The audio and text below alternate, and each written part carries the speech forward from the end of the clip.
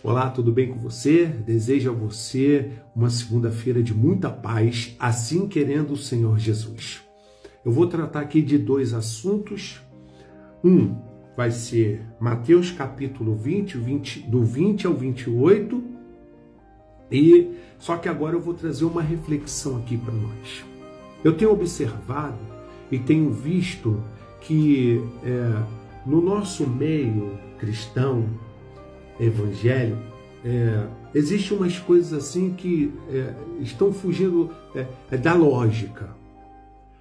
Nós vivemos num mundo de racionalidade. Nós não somos totalmente espirituais.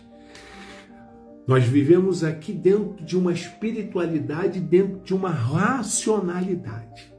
Nós somos racionais, mas também somos espirituais. As coisas elas têm começo, meio e fim. Nada acontece assim. Você pega a história de todos, dos patriarcas, dos profetas, dos apóstolos, você vai ver que tudo tem um sentido. Lógico que dentro da ideia da espiritualidade, só entende quem está atento espiritual. Mas tem fatos dentro dessa racionalidade que é para que a gente reflita, medite e perceba como que Deus é tão perfeito quando criou os seres humanos. Foi para dar também racionalidade ao mundo. Vivemos num mundo racional, não irracional. Lembra que o apóstolo Paulo diz que nosso culto ele é racional? Você precisa saber o que você está fazendo. Isso não é uma êxtase, ou seja, você toma um remédio, toma uma injeção e vive no além. Isso não é assim. Pé no chão. Temos que saber o que está acontecendo. Nós cremos em algo sobrenatural? Cremos. Agora, muito cuidado. Eu tenho observado que no nosso meio existe uma coisa assim muito irracional.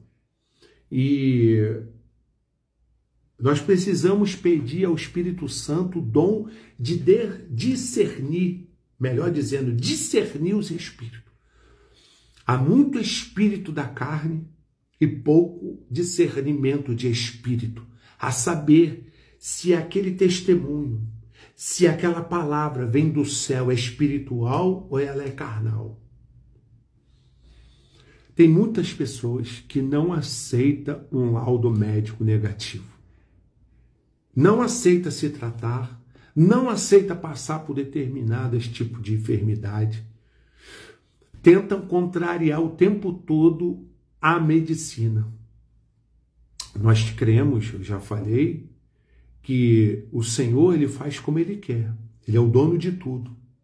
Ele é o médico dos médicos, Ele é Senhor dos senhores. Eu me lembro aqui de alguns casos. Preste atenção. Isso aconteceu aqui, na DEVEC, aqui, ó, da Porta das Ovelhas. Tinha uma jovem lá, muita gente conheceu ela. Ela era biomédica, se eu não me engano, ou ela trabalhava com estética. Uma jovem, nova, simpática, casada. Ela foi diagnosticada com câncer, se eu não me engano, uma doença. Se tratou, passou por uns estágios bons, demonstrou uma recuperação muito boa, mas parece, se eu não me engano, se eu estiver enganado, que o Espírito Santo me perdoe. Ela teve que voltar, porque o diagnóstico dela, o câncer, a doença que estava nela, parece que reagiu de novo, voltou e ela teve que se internar. Ela já deu até testemunho, ela deu testemunho lá na Porta das Ovelhas, falando até de cura. Foi a cantores famosos, Elisete Malafaia, muita gente foi visitar ela. Ela tinha convicção que ia ficar curada, ela não aceitava o diagnóstico. Ela fez com que todo mundo acreditasse que ela ia ficar boa, que ela ia sair dali curada. Ela não aceitava. E ela veio a falecer. Ela partiu. Deus levou. Deus curou. Muitos vasos se levantaram dizendo que ela ia sair dali, que ia fazer acontecer. Ela estava cheia de sonho, de projeto. Mas isso não aconteceu. Tem coisas que nós precisamos ter a maturidade, a hombridade, e temos que aceitar determinadas situações. Nós cremos no Deus de poder, mas o mesmo Espírito testifica, e ele vai fazer com que aquela enfermidade, que muitas das vezes vai te levar, porque é permissão de Deus, a tua forma, a tua postura, o teu posicionamento diante disso, a tua convicção ao céu, vai ser tão maior do que você esperar uma expectativa de vida. Porque isso você, com esse testemunho de convicção, que você daqui a pouco pode até partir, que o Senhor está te preparando para te levar, você pode começar a preparar muitos corações a se render ao Senhor. Então pare com essa bobeira, essa bobagem de achar que Deus só vai te livrar, te livrar, te livrar. Ele pode permitir, mas não é o fato de uma derrota ele permitir na tua morte. É um fato também de glorificar o nome do Senhor. A gente não quer o céu, mas não quer morrer.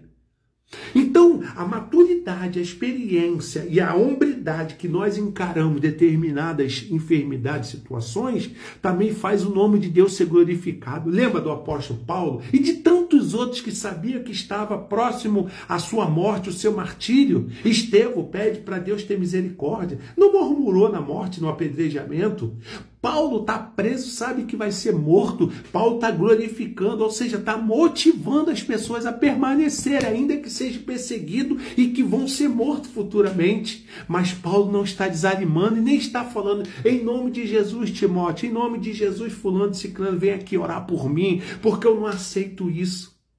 Nunca houve isso no século I da era dos cristãos, da igreja primitiva. Isso é coisa nossa aqui. Essa bobagem que a gente fica, está repreendido. Eu não aceito, eu declaro a vitória. Joga por terra essa enfermidade. Tem enfermidade que é para a glória de Deus. Deus sabe como agir. Ele pode te curar, como ele também pode permitir. O fato dele permitir uma doença, uma enfermidade em você e te levar, não significa que o reino de Deus perdeu, não significa que a igreja fica fraca, não significa que a igreja não tem força, não tem poder, não tem autoridade contra essas coisas. De maneira alguma, Deus, para cada um, Deus tem um propósito. Se só ímpio, só mundano morresse, seria maravilhoso, mas crente também morre. Morre de acidente, morre de queda de avião, de bala perdida, morre de problema de coração, de infarto, morre de diabetes, morre de todo tipo de coisa. O segredo é que aquele homem e aquela mulher que morreu em Cristo já fez a confissão de fé e já aceitou a Jesus como Salvador, está ali, ó. Pedindo ao Espírito Santo para dar graça, força para permanecer e perseverar até o fim. Essa é a grande diferença, mas todos nós somos iguais. A diferença é aquele que serve e o que não serve, e que reconheceu o que não reconheceu. Aquele que tem o nome escrito no livro da vida, aquele que aceitou a proposta da cruz, aquele que aceitou a mudança de vida, ou seja, a vida no evangelho, e aquele que ainda não aceitou. Essa somente é a grande diferença. Mas todos nós somos seres humanos mortais e que vamos descer a 7 palmos de terra e que vamos morrer e essa carne vai ficar aqui. Então você precisa crer, sim. Você precisa continuar crendo, orando, esperando a resposta de Deus.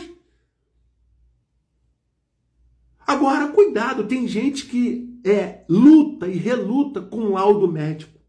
A sua enfermidade pode fazer com que pessoas também glorifiquem a Deus.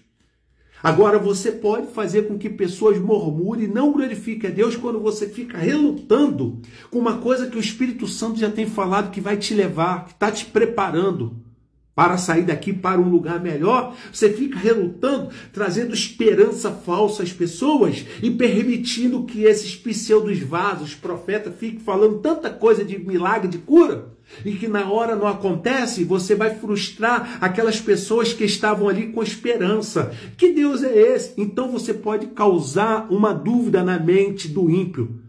Esteja convicto daquilo que Deus chamou. Também glorifique a Deus até na morte. Faça com que pessoas se rendam a Cristo até na tua morte.